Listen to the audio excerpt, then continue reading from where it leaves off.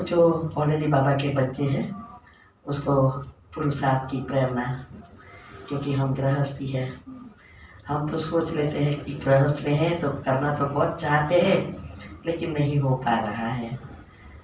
तो बाबा ने हमें जैसे एग्जाम्पल बना दिया कि गृहस्थ में रहते ही सब कुछ करना है।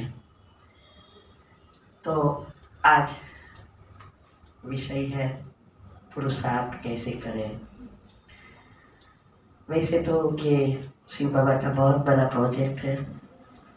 800 करोड़ को सिर्फ मैसेज मिलेगा, 33 करोड़ शिविर करेंगे, 31 करोड़ त्रेता वाले होंगे, 2 करोड़ सतयुग वाले 8 जन्म में, और इसमें से भी नंबर 9 लाख, 9 लाख में भी फिर 8 नंबर, तो 33 करोड़ ये सत्य त्रेता युग की प्रजा है। और सतयुग की पहले जन्म की प्रजा जो है वो श्री कृष्ण के साथ आने वाली 9 लाख आत्माएं, वो श्री कृष्ण के प्रजा है। और फिर इसके सतयुग में पहले 8 जन्म में फिर उस आत्माओं की प्रजा जो राजा बनते हैं। तो सवाल ये होता है, ज्ञान एक ही है, बाबा मुरली भी एक ही सुना रहे हैं, फिर नंबर क्यों, कहाँ नंबर पढ़ते हैं? क्या ऐसा होता है जिससे इतने 33 करोड़ से 9 लाख, और 9 लाख में भी फिर श्री कृष्ण के साथ आना है तो 108 में आना पड़े, उसके घराने में आना है तो, और 9 लाख तो कुलदेविया है। तो पुरुषार्थ 2 करोड़ जो है वो पहले जन्म में आने के लिए ही करेंगे, तीव्र पुरुषार्थ करेंगे, फिर भी 9 लाख ही पर आते हैं। इसका कारण यही है, ज्ञान हम सारा दिन सुनते रहते हैं, क्लासेस सुनते हैं, यूट्यूब पर सुनते हैं, मुरली सुनते हैं, लेकिन इसको सुनकर समझना, समझकर बुद्धि में धारण करना और उसका स्वरूप पर प्रैक्टिकल जीवन में लाना, इस पे नंबर बढ़ जाते हैं। पहला सब कर रहे हैं, पहली अवस्था इनके सुनना पढ़ना, लेकिन पिछला 3 बहुत कम कर रहे हैं।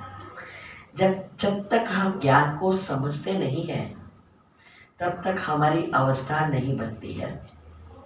और पहले जन्म में अगर आना है तो योग की पहली अवस्था ही फाउंडेशन है। हमारे जो 4 सब्जेक्ट हैं और चारों ही सब्जेक्ट में योग ही हमें आगे ले जाता है, मुख्य योग है। लेकिन योग के लिए चाहिए ज्ञान, ज्ञान होगा तो ही योग लगेगा। क्योंकि अगर स्टॉक नहीं है तो 10-15 मिनट में हम ऊपर नीचे होना शुरू हो जाते हैं, गाड़ी पाटे से उतर जाती है। तो इसीलिए ज्ञान बहुत चाहिए, तब योग लगता है। योग लगेगा तो ज्ञान के गहरे राज, एक महावाक्य के पीछे राज है, वो बुद्धि में बाहर आना शुरू होगा। जब ये दोनों हो गए तब दिव्य गुणों की धारणा, और फिर तीनों हो गए तब निस्वार्थ सेवा। ये पूरा साइंस है। अरे शिव बाबा हमें बहुत सिंपल भाषा में सिखा रहे हैं, और आज साइंस ने इतनी सारी प्रगति की है जो हर बात को हमें अच्छी रीति बता रहा है। तो हमें योग में कैसे पक्का बने? योग क्या है? योग अर्थात बाबा कहते हैं यार, अभी सब कहते हैं बाबा को, सब प्यार तो करते हैं, है ना, लेकिन हमें चेक करना है किस प्रकार का प्यार है। कभी कभी वाला, भूलने वाला, ये भूलना चाहे तो भी नहीं भूल सकते ऐसा प्यार, इसका भी बैरोमीटर है। कैसे पता चले कि कितना प्रेम है बाबा से? लौकिक में भी हर एक को हम प्रेम करते हैं, लेकिन हर एक का प्रेम के परसेंटेज अलग अलग है। पति पत्नी का प्रेम या बच्चों के साथ पेरेंट्स का प्रेम ये सबसे ज़्यादा होता है। तो हमें चेक करना है कि जैसे जिसके साथ प्रेम होता है वो जो कहे वो हम करेंगे। लौकिक में पण है ऐसा है ना। हाँ, कभी कभी हम अच्छा भोजन बनाते हैं, पति या बच्चों को अच्छा लगता है तो हम लेना बंद कर देंगे, प्रेम है। बाजू वाला लेने आए तो अभी खलास हो गया प्रेम है लेकिन परसेंटेज हो गया। तो ऐसे ही अगर हमें बाबा से प्रेम है तो वो जो कहे वो हम करेंगे। उसकी याद भूलना चाहे तो भी नहीं भूल पाएंगे। ये अवस्था ही हमें आगे बढ़ाती है। तो हमें योग बना याद, तो याद ऐसा नहीं है कि आप बैठे और योग लग जाए, वो ये अवस्था तो पीछे आती है। हमारी जो 4 अवस्था है उसमें पहली अवस्था जो मनन चिंतन मंथन है, वो उसमें पाप कर्म भस्म नहीं होते हैं। सिर्फ जो कर्म के लेयर्स बने हैं वही डिलीट होते हैं, लेकिन कर्म जो कड़े कर्म है वो भस्म नहीं होते हैं, वो बीजरूप स्थिति में ही होता है। फिर भी पहली अवस्था ही फाउंडेशन है, मुख्य पहली अवस्था है। उसको पक्की, जितनी वो पक्की होगी उतना आप बीज रूप में नेचुरल पहुंच जाएंगे। तो पहली अवस्था को कैसे पक्की करें?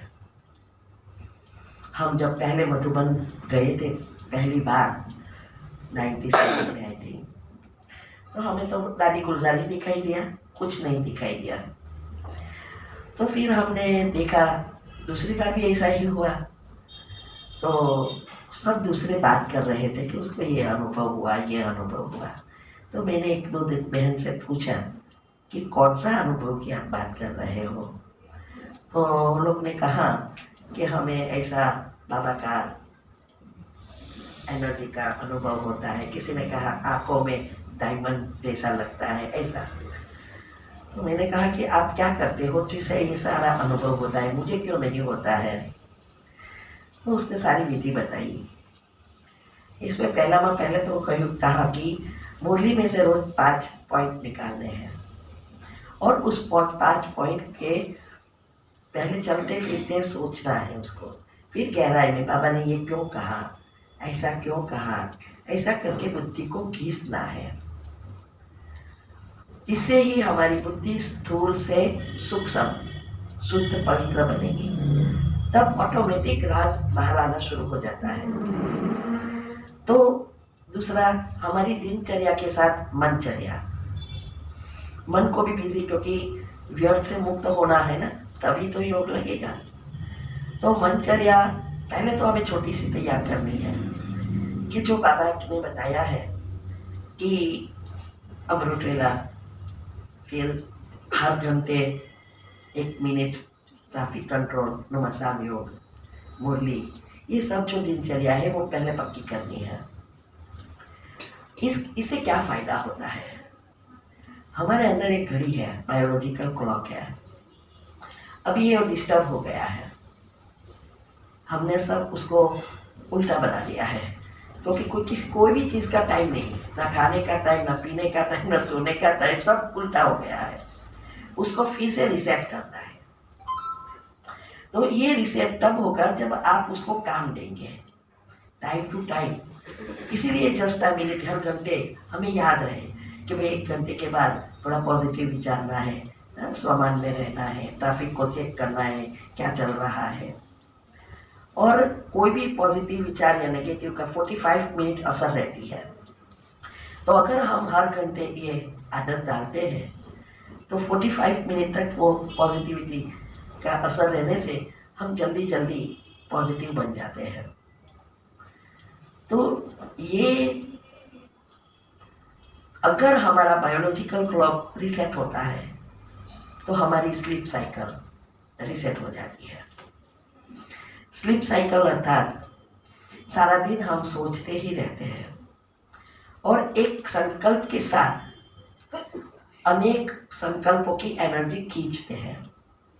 अगर वो नेगेटिव है तो नेगेटिव मतलब पाप कर्म खींचते आएंगे बाहर। अगर पॉजिटिव है तो पुण्य कर्म बाहर आएंगे। तो व्यर्थ नेगेटिव जो भी चल रहा है वो नेगेटिव कर्म है, पाप कर्म है। अभी रात को हम जब सोने जाते हैं तब ये सब फाइल जो आपने निकाली है सोच सोच कर, ये सारी अरेंज होती है हमारे अंदर, सारी ऑफिस है। तो ये अरेंज करने से समय जितना व्यर्थ ज़्यादा होगा उतना ये हमारी जो स्लीप साइकिल है जिसमें हमें बहुत एनर्जी मिलती है, जिसको नेचुरल बैटरी चार्जर कहा जाता है, जिससे 5000 साल तक ये बैटरी चली।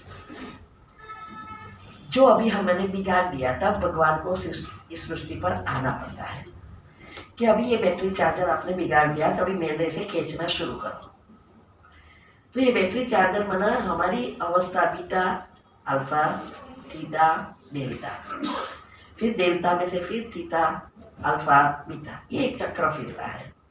ये चक्र में डेल्टा निद्रा जो है बना गहरी नींद। वो गहरी नींद ऐसे कि जैसे घर में कुछ भी हो जाए कुछ पता नहीं चलेगा, तब आत्मा डिटेच हो जाती है शरीर से और परमात्मा से जुड़ जाती है। तब हमारे अंदर सारी शक्तियां बढ़ना शुरू हो जाती है। जो पहले के जमाने में कोई सुविधा नहीं थी फिर भी सभी सुखी थे, घर में शांति थी। इसका कारण यही है वो लोग का बायोलॉजिकल क्लॉक रिसेट था, टाइम पर सो जाना। टीवी वगैरह थे ही ना तो कहाँ जा, तो क्या करेंगे जाग कर, तो टाइम पर सो जाते थे, टाइम पर उठ जाते थे, उठकर भगवान का नाम लेते थे, जो कुछ कराना सिस्टमेटिक चलता था। तो वो लोग की जो डेल्टा निद्रा में माना गहरी नींद नेचुरल थी। ऐसे करते करते हमारी आत्मा में शक्ति बढ़ती थी, डिस्चार्ज होती थी। और जैसे जैसे हमारी आत्मा की शक्ति कम होती गई तो हमारी नेगेटिविटी बढ़ती गई, तो वो चार्जर ही बिगड़ गया। तो जब हम बायोलॉजिकल क्लॉक सेट करते हैं नेचुरली स्लीप साइकिल्स रिसेट होना शुरू हो जाती है। और अगर ये दोष सेट हो गया तो हमारे अंदर न्यूरॉन, हार्मोन, सेल्स, डीएनए सब कुछ रिसेट हो जाता है, सारी सिस्टम रिसेट हो जाती है, जिसको दुनिया में कुंडलिनी कहते हैं। वास्तव में कुंडलिनी कोई ऐसी सांप बैठा नहीं है अंदर। कुंडलिनी का अर्थ ही है कि आत्मा की जो शक्ति है उसका ये बैरोमीटर है। जैसे जैसे आत्मा की शक्ति कम होती जाती है ऐसे ऐसे कुंडलिनी नीचे जाती है। तो अभी सारी विश्व की आत्माओं की कुंडलिनी मूलाधार में पहुंच गई है। इसीलिए आलस्य, अलबेलापन, भोग विलास, निंद्रा ये सब कॉमन हो गया है। तो ये हमें उसको ऊपर उठाना है। हमारे अंदर 3 चक्र नीचे के जो है वो 5 तत्वों से जुड़े हैं और ऊपर के 3 चक्र एनर्जी से जुड़ा है। क्योंकि हमारे 3 शरीर हैं, एक स्थूल, एक सूक्ष्म जो कर्म से भरा है, और कारण शरीर वो आत्मा की एनर्जी का ओरा जिसको कहते हैं। वो ये कारण शरीर ही सूक्ष्म और स्थूल शरीर को बनाता है। तो ये तीनों शरीर है और ये तीनों शरीर को जब तक हम खत्म नहीं करते हैं तब तक हमारी अवस्था ऊपर नहीं जाती। तो अंदर जो आत्मा है और शरीर है, तो स्थूल भी है, सूक्ष्म भी है। तो ऊपर के जो 3 चक्र है एनर्जी के, वो हमारी आत्मा और परमात्मा से जुड़े हैं और नीचे के पृथ्वी खींचती रहती है, हमारी एनर्जी नीचे की तरफ जाती है। इसको शास्त्रों में अधोगति कहते हैं, ऊर्जा की अधोगति हो रही है। पृथ्वी हर समय खींच रही है एनर्जी को। अभी हम जब मेडिटेशन करते हैं, पॉजिटिव सोचते हैं, तो सारी ऊर्जा ऊपर की तरफ उठती है, तो परमात्मा खींचता है। तो ये ऊर्ध्वगति होती है, वो अधोगति, ये ऊर्ध्वगति। अभी हमारे ये दोनों ऊपर नीचे के 3 चक्र के बीच अनाहत चक्र है जो प्रेम से जुड़ा है, वो बैलेंस चक्र है। साइंस अनुसार कहते हैं कि जब हमारी एनर्जी बैलेंस होती है तो हाइपोथैलेमस या एंडोक्राइन सिस्टम खुल जाती है, वही सुषुम्ना नाड़ी है। जब सुषुम्ना नाड़ी खुलती है तभी हम बाबा से जुड़ते हैं। तो ये दोनों एनर्जी का बैलेंस करना होता है जब हम योग करते हैं।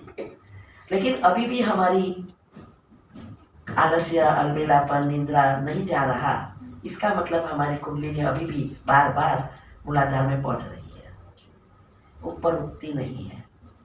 जब हमारी ऊपर उठ जाती है, अनाहत तक पहुंच जाती है, तो प्रेम निस्वार्थ हो जाता है, अभी स्वार्थ का है, वो निस्वार्थ हो जाता है। फिर मेरा परिवार सिर्फ नहीं, सारा विश्व मेरा परिवार, वसुदेव कुटुंब। तो स्वर्ग में जब हम होते हैं तो ये दोनों एनर्जी का बैलेंस होता है, इसीलिए संपूर्ण सुख है। सतो प्रकृति भी सतो प्रधान और आत्मा भी सतो प्रधान।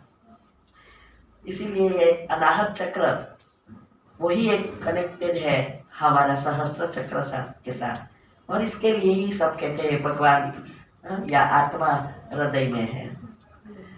वो नहीं है, आत्मा का स्थान तो आज साइंस ने भी बताया पिनियल ग्लैंड्स में है। इलेक्ट्रोमैग्नेटिक करंट उत्पन्न करती बैटरी है, वो लोग ने भी ढूंढा है। तो आत्मा का स्थान तो पिनियल ग्लैंड्स में है, और परमात्मा कोई शरीर में तो रहता नहीं है, लेकिन उसका कनेक्शन यह अनाहत से है, हृदय से। इसीलिए सबने बोल दिया कि आत्मा और परमात्मा यहाँ है। तो ये जो पुरुषार्थ है योग की पहली अवस्था पक्की करने के लिए, दिनचर्या मनचर्या सेट करना बहुत जरूरी है।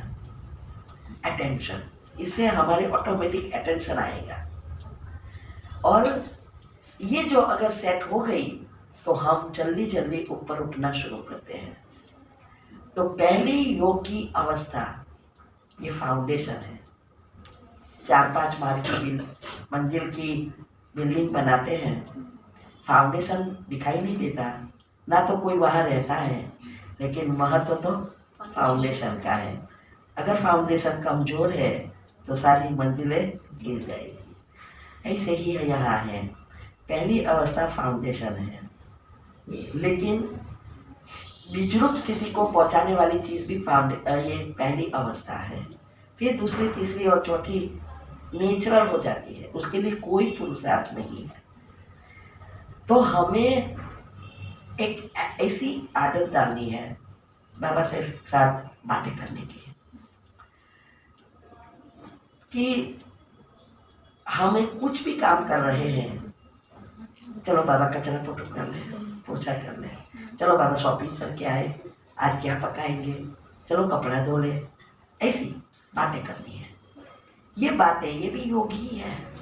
ये सब चीजें फाउंडेशन को पक्का करेगी। तो याद, बाबा कह रहे योग योग नहीं, याद याद करो। तो याद को सहज बनाने की ये सारी विद्या है। तो हमने ये सब किया। जब मैंने आबू में कहा, उसमें भी ये कहा कि पहली सुबह की मुरली, और संगठन में हो तो बहुत अच्छा फायदा होता है। तो हम वहाँ, हमने ज्ञान तो अफ्रीका से लिया था, वेदांती बैंक से, इसलिए हमारा फाउंडेशन पक्का था। भले अमेरिका हम नहीं जा सकते, सेंटर पे दूर है, लेकिन वहाँ का फाउंडेशन था पक्का, वहाँ तो रोज जाते थे। और अफ्रीका में बहुत डर होता है, आपके वॉचमैन ही फुट जाते हैं, वो दूसरों को, चोरों को ले बताते हैं कि ये टाइम पर ये निकलते हैं। इसीलिए हम सुबह में नहीं जाते थे, हम रोज शाम को जाते थे। लेकिन जब मेरे को एक लगन लग गई, मुझे साक्षात्कार करके ही रहना है, बाबा का अनुभव करना ही है। इसलिए जैसे ही हम वापस केन्या गए तो हमने युगल को बोल दिया कि आप आओ या ना आओ, मैं तो गाड़ी लेके चले, कुछ नहीं होगा। वहाँ 5 बजे का रास्ता सुबह का, तो बहुत अंधेरा भी होता है, तो उस समय जाना। तो बोले कि पागल हो गई है। मैंने बोले मैं तो करके ही रहूँगी। फिर ये किया, शाम को फिर हम सब चाहते थे। तो जो जो बहन ने कहा और माता ने, वैसा हमने करना शुरू किया।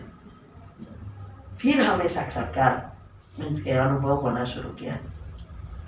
और हमारा लक्ष्य, जब से हम ज्ञान में आए और पहले तो 88 से 96 कभी कभी वाले थे, क्योंकि हम हरे कृष्णा में बहुत बिलीव करते थे, घर में पूजा पाठ करते थे, 2 माला करने मंदिर में जाते थे और बहुत पंक्चुअल थे। जॉब पे जाने से पहले 2 माला करने अवश्य जाते थे, और कभी लेट हो जाता तो नहीं जाती तो महाराज भी रात को फ़ोन करते कि बहन जी सब कुछ बराबर है ना, क्यों आज आए नहीं।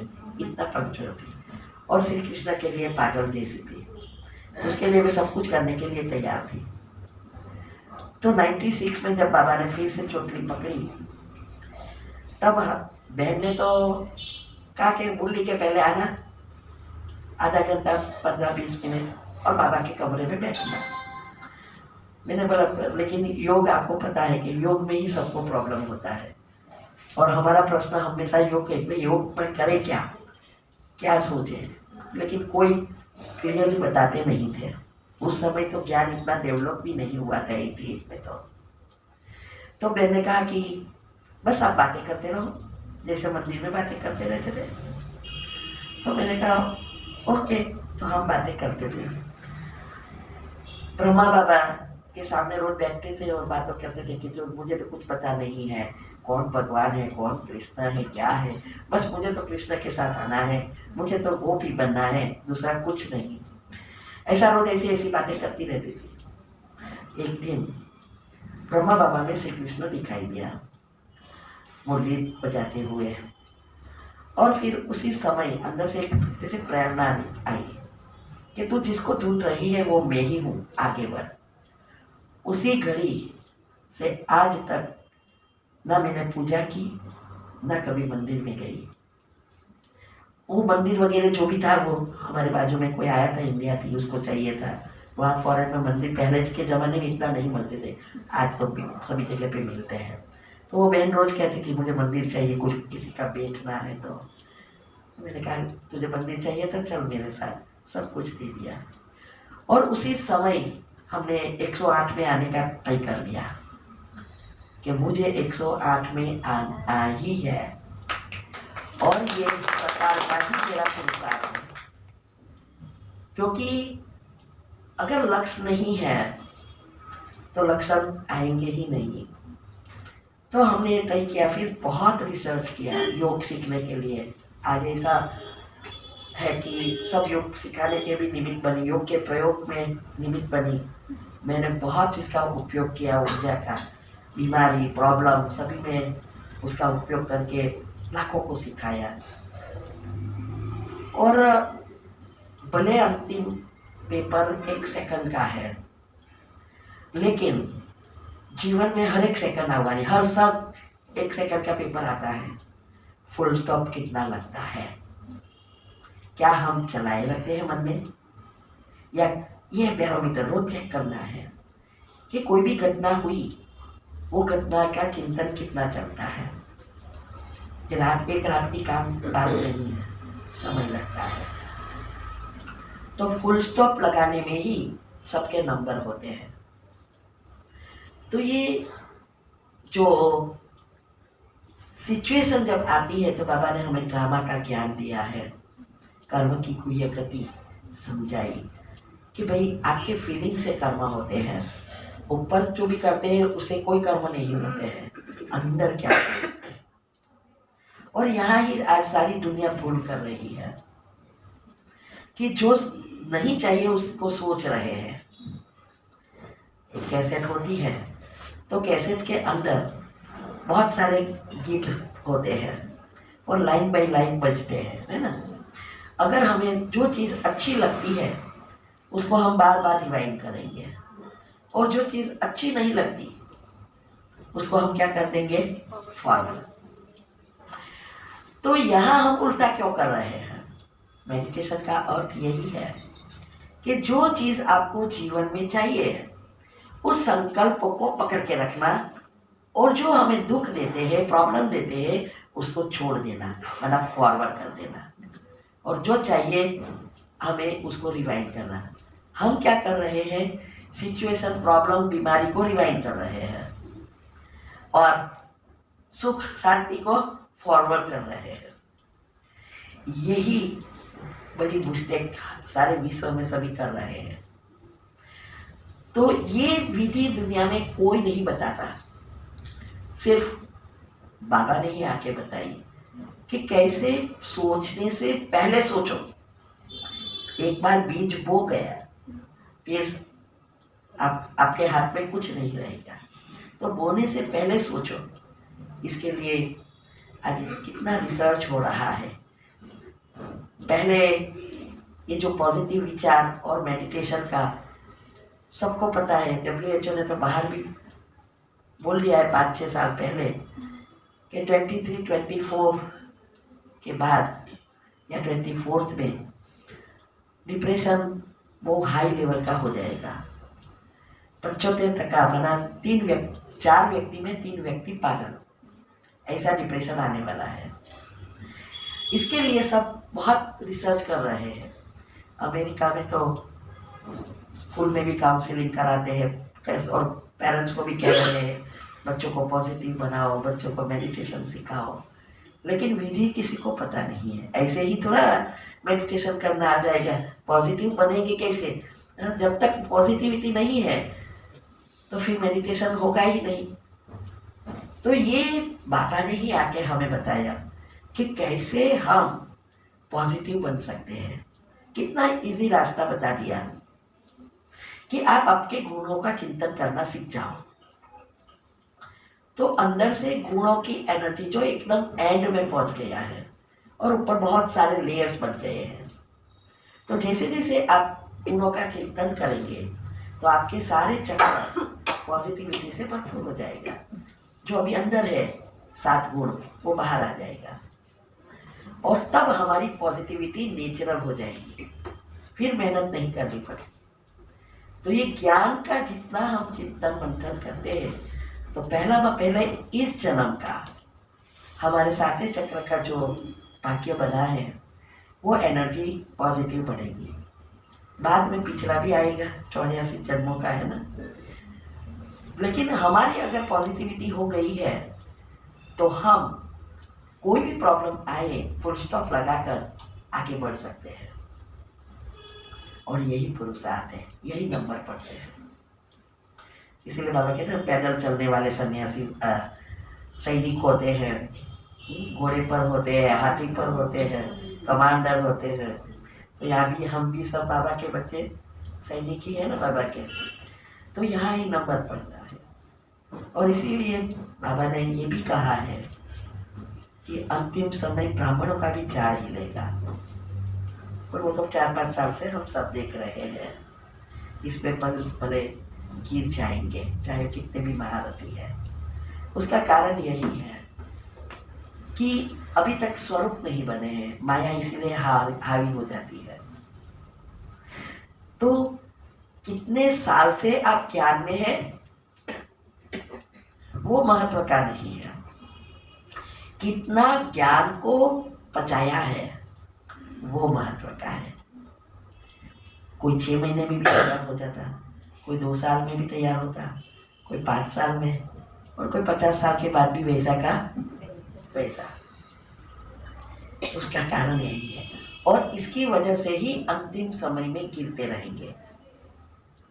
तो हमें हमारी अवस्था बनानी है, देखते हुए नहीं देखना, सुनते हुए नहीं सुनना।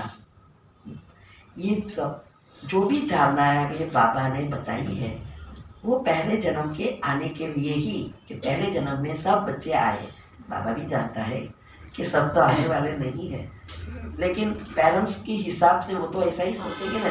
थोड़ा कहेंगे तू सुपरवाइजर बन, तू मैनेजर बन, नहीं।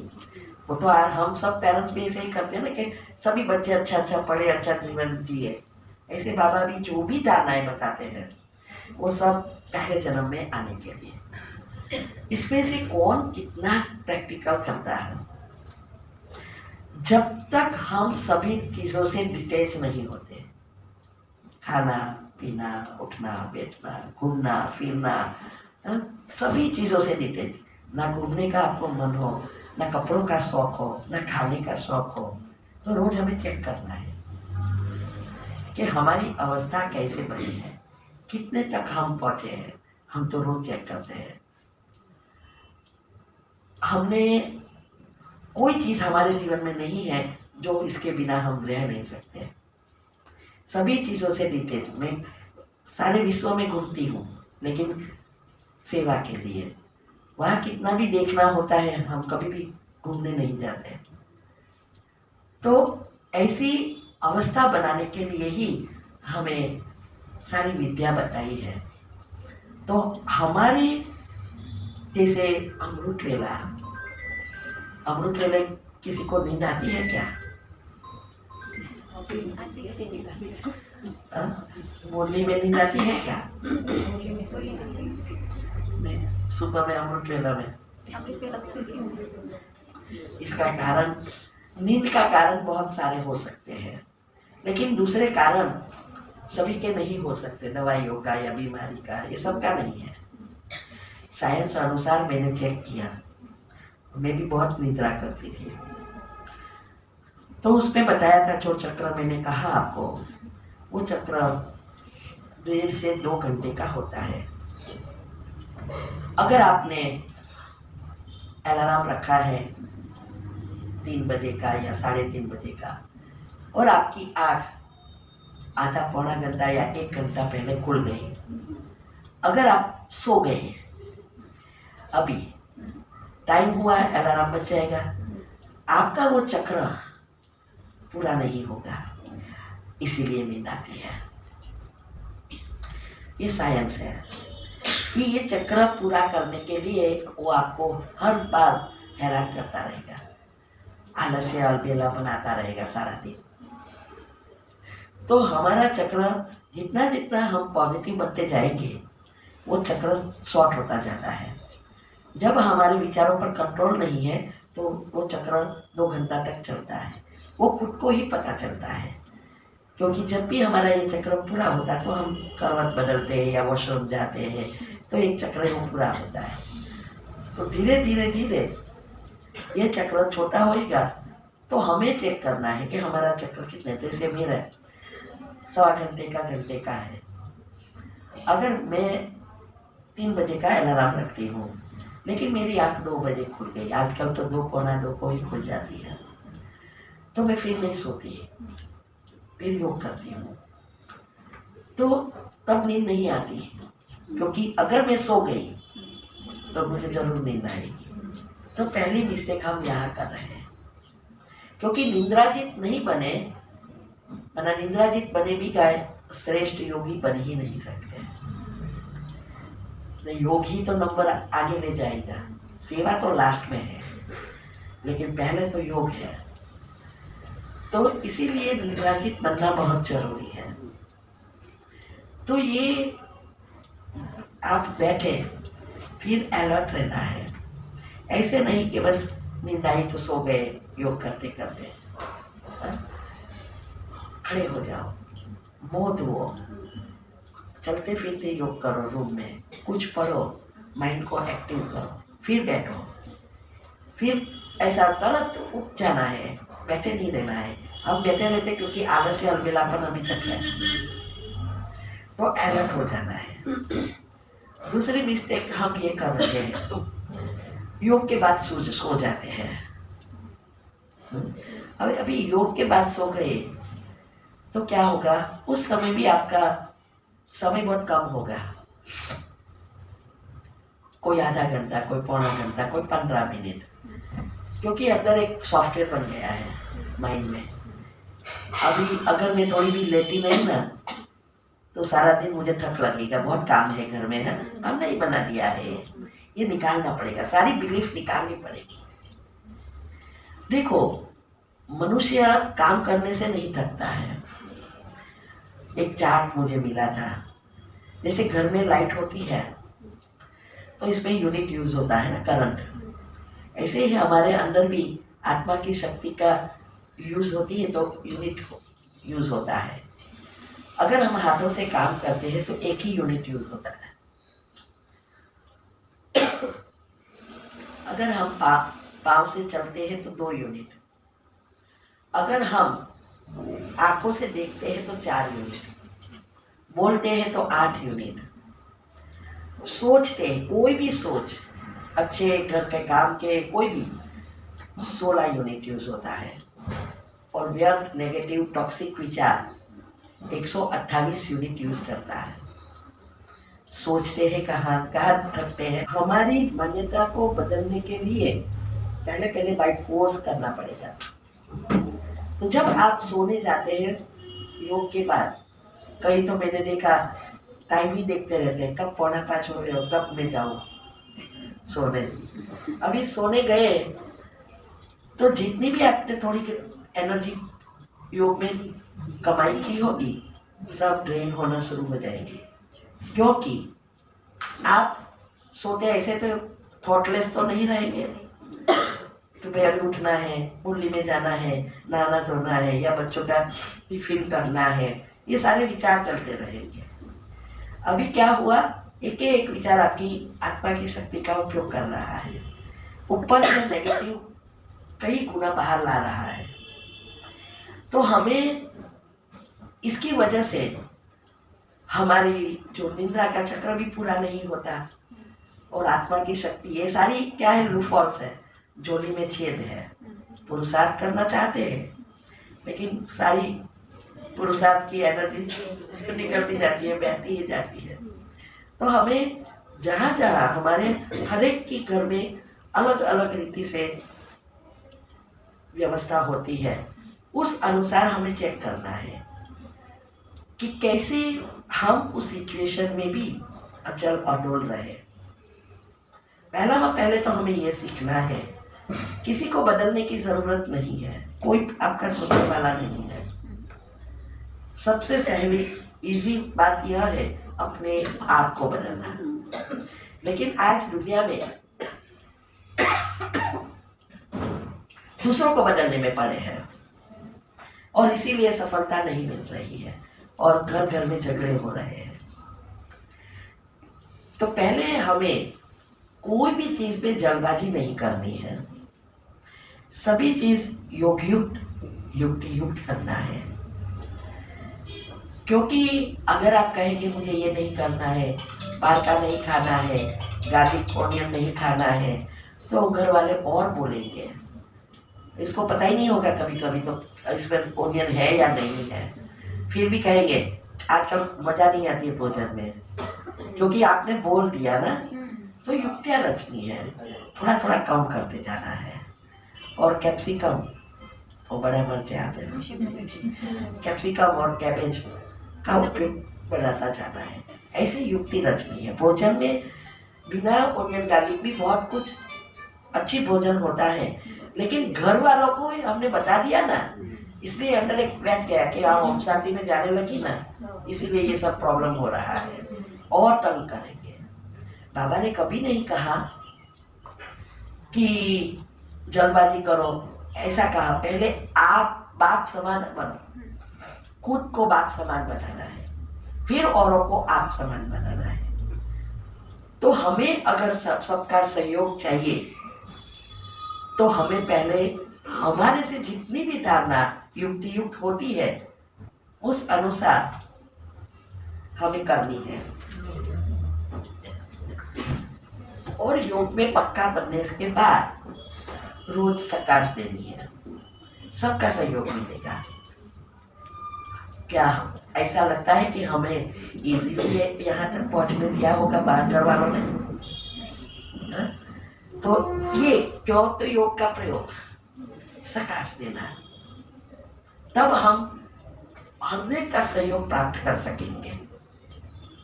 लेकिन हम सहयोग के लिए उल्टी विधि अपना रहे हैं। तो हमें पहले अपने आप को तैयार करना है, फिर ऐसी अवस्था बनानी है कि कोई भी कितनी भी बुरी सिचुएशन है फिर भी हमारे एक भी नेगेटिव विचार ना चले। सामने वाला जो भी कह रहा है वो उसके गुणों या अवगुण का प्रदर्शन कर रहा है, लेकिन हम उसको ले लेते हैं। मुझे ये कहा, मुझे बुद्धू कहा, मैं इतना काम करती हूँ, कोई अप्रिशिएट नहीं करता, यही मेरी जिंदगी तो ऐसे ही चली गई। ऐसे ही सोच सोच कर पाप कर्म और बढ़ाते हैं और वो लोग और प्रॉब्लम लाएंगे। तो हमेशा ये याद रखना है कि वो उनके संस्कार है, मेरे संस्कार कौन से हैं, वही मुझे एनर्जी भेजनी है। वो जो कर रहा है वो तो निमित्त बनकर आया है। वास्तव में भाग्य तो आपका है, कर्म आपका है। जब भी कोई परिस्थिति आए तो हमारे पास चॉइस है, एनर्जी को बदल दो, मतलब पॉजिटिव में परिवर्तन कर दो।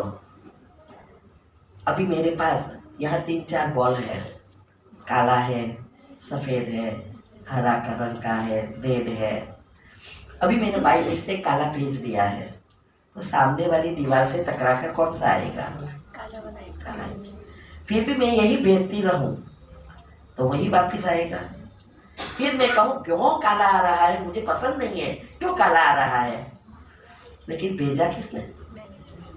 अभी आपके पास चॉइस थी बदलने की कि भाई मुझे सफ़ेद अच्छा लगता है तो मैं सफ़ेद भेजूँ, आएगा सफ़ेद आएगा। लेकिन हम क्या कर रहे हैं, काले का काले ही भेज रहे हैं। फिर कहे मेरे साथ क्यों ऐसा हो रहा है, मैं इतना करूँ तो भी क्यों नहीं कोई हमें अप्रिशिएट करता, क्योंकि आप एनर्जी भेज रहे हैं। वो सामने से आया हो तो आपका भाग्य पिछला कब था।